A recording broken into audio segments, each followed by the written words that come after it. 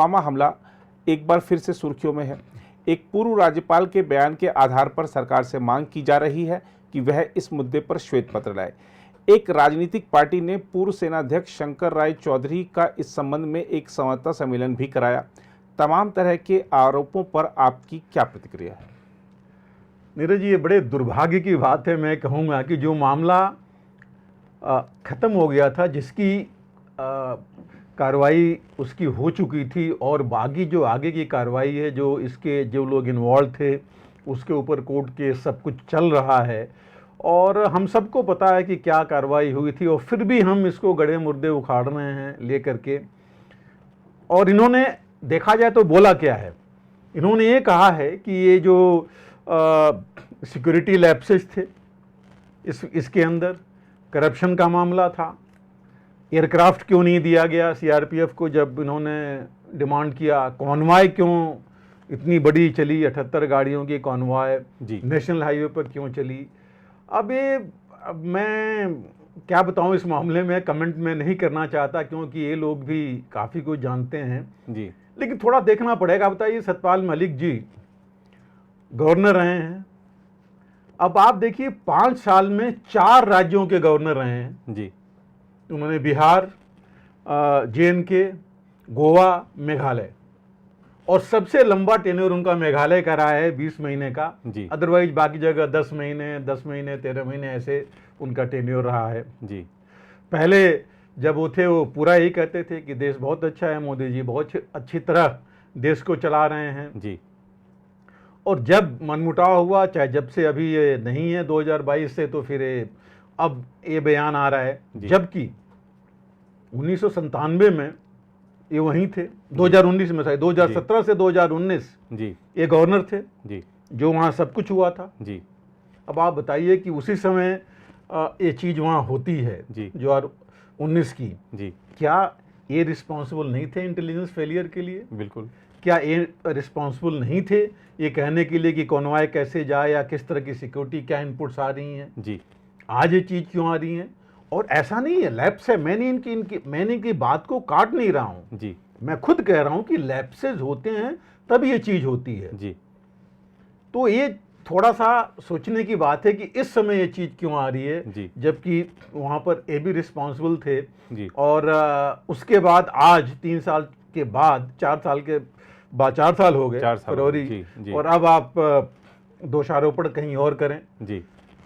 दूसरी चीज़, जो press conference कराई गई जल्दीबाजी में जनरल रॉय चौधरी से, जनरल रॉय चौधरी जो है वो भी 2.5 साल करीब सेनाध्यक्ष रहे 1997 तक, और वो पीरियड था जब मिलिटेंसी का पीक तकरीबन चल रहा था। उस समय मिलिटेंसी जो है वैली से जम्मू रीजन में भी आ गई थी, रजौरी, पुंछ और बाकी जो इलाका है उधर भी तकरीबन सामा तक आ रही थी, उधर तो आई गई थी। पीर पांजाल जो रेंजेज हैं, जो रजौरी का एरिया है, उस समय काफ़ी कुछ मिलिटेंसी वहाँ हो रही थी, मिलिटेंट्स आ गए थे।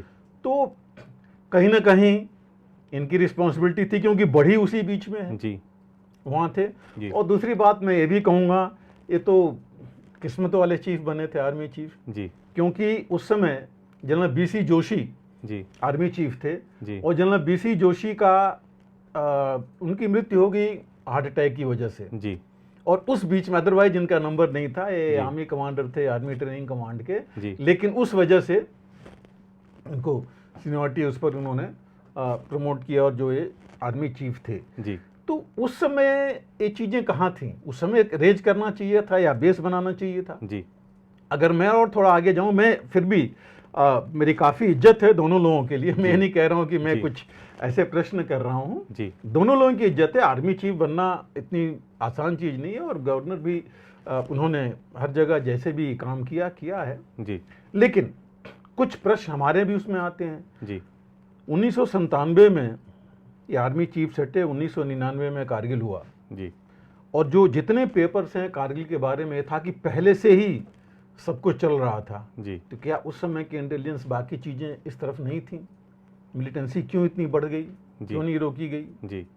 क्यों नहीं इसको, मतलब सवाल काफ़ी हैं, लेकिन मैं उस तरह उस पर नहीं जाना क्योंकि वो चीज़ खत्म हो गई, अब सब कुछ अंडर कंट्रोल है जी। हाँ, ये मैं जरूर कहूँगा कि गलतियाँ तो हुई कि एक कार करीब 300 kg RDX लेके अगर घूम रही है तो कहीं ना कहीं तो मुश्किल वो है। लेकिन एक चीज़ आपको और देखनी पड़ेगी, 2019 में जब ये दो चीज़ हुई फरवरी में, तो उस समय पूरा कश्मीर खुल गया था क्योंकि लोग रिस्ट्रिक्शंस नहीं था कहीं जी आने जाने का। जहाँ तक कॉन्वॉय की बात है तो थोड़ी सी हास्यास्पद लगती है मुझे कि कॉन्वॉय में सिर्फ लोग ही तो नहीं जाते ना जी, कॉन्वॉय में सामान भी जाता है जी, फैमिली जो उधर रहती है, इन्हीं जो सुरक्षा कर्मी हैं CRPF या जो भी हैं जिनकी भी आर्मी की कॉन्वॉय जाती है, इनकी जाती है, वो सब उसी में ट्रेवल करते हैं क्योंकि वो लोग हवाई जहाज में ट्रेवल कर नहीं सकते। एक कॉन्वॉय में कुछ नहीं होता है तो मेरे हिसाब से कम 1000 आदमी होते हैं जी। अब इतने लोग आप बताइए कैसे जाएंगे एयरक्राफ्ट में, कितने एयरक्राफ्ट आप लगाएंगे रोज आने जाने के लिए, इतना तो आप कर नहीं सकते जी।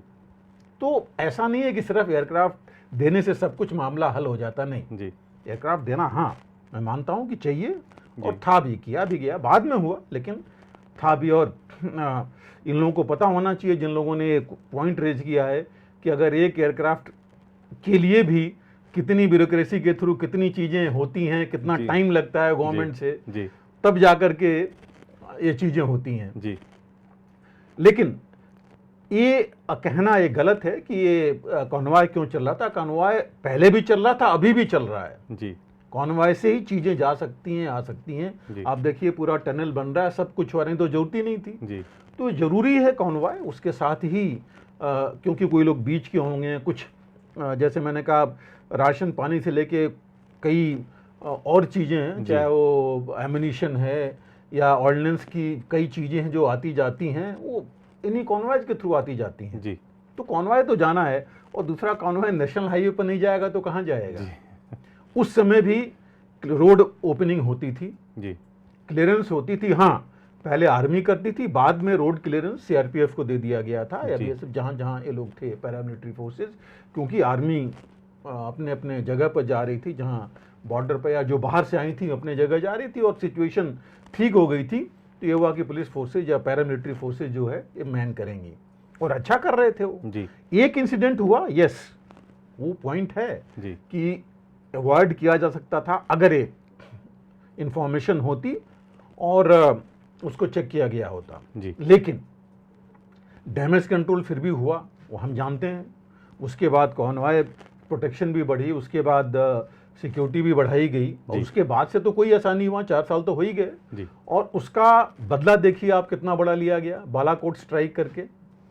14 फरवरी के हुआ था और 26 को बालाकोट स्ट्राइक हो गई जी। तो ऐसा नहीं कि छोड़ दिया गया, मैसेज लाउड एंड क्लियर दिया गया था कि अगर ये 300 kg है तो हम 3000 kg जो है जी कम से कम डालेंगे जी। तो ये चीज़ हुई। लेकिन हाँ, मैं अगेन दोबारा ये कहता हूँ कि मैं क्वेश्चन नहीं कर रहा हूँ इन लोगों की समझ पर, लेकिन मेरा सिर्फ ये कहना है इसको इतना राजनीतिक नहीं बनाना चाहिए। इलेक्शन आ रहा है, उसका मतलब ये नहीं कि हम गड़े मुर्दे लेकर के उखाड़ते रहें और ब्लेम करते रहें। और आज आप ब्लेम करते हैं, अगर आप चाहे सेंट्रल गवर्नमेंट को करें, किसी को करें, अल्टीमेटली तो आप सुरक्षा एजेंसियों को ब्लेम कर रहे हैं जी जी। और अगर आप वहाँ हेड कर रहे थे, बिकॉज गवर्नर तो हेड करता है जो पूरी वहाँ कमेटी है इसकी, इंटेलिजेंस से लेकर के पुलिस की जो और आर्मी की जो एक संगठन है, मिला करके काम करते हैं। तो ये सब कहना थोड़ा मुझे, जैसे मैंने कहा, हास्यास्पद लगता है कि ये चीज़ इस समय नहीं उठनी चाहिए थी। और ये कई बार हमने देखा सर कि जो सेना से जुड़े मुद्दे हैं वो चुनाव के समय अक्सर उठाए जाते हैं। मुझे ध्यान आ रहा है 2019 के चुनाव से ठीक पहले कांग्रेस की तरफ से DS हुड्डा जी की प्रेस कॉन्फ्रेंस कराई गई थी, सर्जिकल स्ट्राइक को कमतर आंका गया था। और अब जब लोकसभा चुनाव की और हम एक बार फिर से बढ़ रहे हैं तो बालाकोट एयर स्ट्राइक पर तो सवाल नहीं उठ रहा है, क्योंकि उसको पर अभी सवाल उठे थे थोड़े दिन पहले। अब पुलवामा हमले पर जो सिक्योरिटी लैप्सेस हैं उन सबको मुद्दा उठाया जा रहा है। खैर, आपने सही कहा कि ये जो मुद्दा है इसको राजनीति से परे रखना चाहिए। जो शहीद हुए हैं उनकी शहादत का हमें सम्मान करना। बिल्कुल। अब देखिए इन्होंने ये भी किया, उनकी फैमिलीज को भी लेके आ रहे हैं कि वो भी क्वेश्चन रेज करें, बोलें कि क्या वो है। और कुछ पॉलिटिकल पार्टीज, कुछ खाप्स जो पंचायत हैं वो, तो ये सब चीज़ें ले जाना वहां तक, और ये होना कुछ नहीं है जी। एक्शन तो हो ही रहा है। एनआईए ने ऑलरेडी चार्जशीट डायल कर रखी है उसमें जम्मू हाई कोर्ट में। 19 लोगों को नामजद किया है, 9 लोग शायद 8 या 9 लोग हिरासत में हैं, 5 या 6 पाकिस्तान में हैं। और कुछ समय बाद पाकिस्तान ने भी, प्रेशर बहुत पड़ा था, इसके वर्ल्ड प्रेशर पड़ा था पाकिस्तान के ऊपर इस इशू पर जी, काफी सबको हमको पता है क्या हुआ था उसके बाद जी। और पाकिस्तान ने भी बोला था कि उसमें से सारे तो नहीं, जो नामजद थे 2-4 लोगों को जरूर पकड़ा था, उनको नजरबंद किया था, बाकी कार्रवाई की थी जी। तो ये ऐसा नहीं हुआ कि कुछ भी असर नहीं पड़ा जी। असर हुआ, इसका काफी हुआ। और हमको ही पता था कि बुरहान जो मारा गया था, उसके बाद से एक नैरेटिव बन रहा था पाकिस्तान की तरफ से और लोकल मिलिटेंट्स की तरफ से, भाई कुछ करना है जी जी। तो और कुछ ऐसी चीजें होती हैं तो बिल्कुल ये सही है कि कहीं ना कहीं कमी थोड़ी बहुत होती है, उस वजह से होती है जी। और कमी 100% फुल प्रूफ तो खैर हम नहीं कहते कि हो सकता है, वो भी रोड पर, क्योंकि आप जानते ही नहीं है कौन सी किसको रोक रहे हैं, किसको क्या कर रहे हैं। But yes, to that extent कि इंफॉर्मेशन फेलियर, यस, एक कार में एक्सप्लोजिव है और जो रिपोर्ट थी कि 15 दिन वो कार घूमती रही है, वो मैं मान सकता हूँ कि वो है, जिसको कि अब तो खैर हो ही रहा है, जैसे भी चेक हो रहा है। लेकिन इस तरह से इस स्टेज में आकर के पॉलिटिसाइज करना मेरे हिसाब से ये ठीक नहीं है, और देश की सुरक्षा एजेंसियों के मोराल के हिसाब से भी ये ठीक नहीं है। बिल्कुल। अगर आप भी लेना चाहते हैं देश दुनिया की तमाम जानकारी, तो आज ही सब्सक्राइब करें हमारे चैनल को। साथ ही नीचे दिए बेल आइकन को जरूर दबाएं ताकि हर अपडेट आप तक पहुंच सके।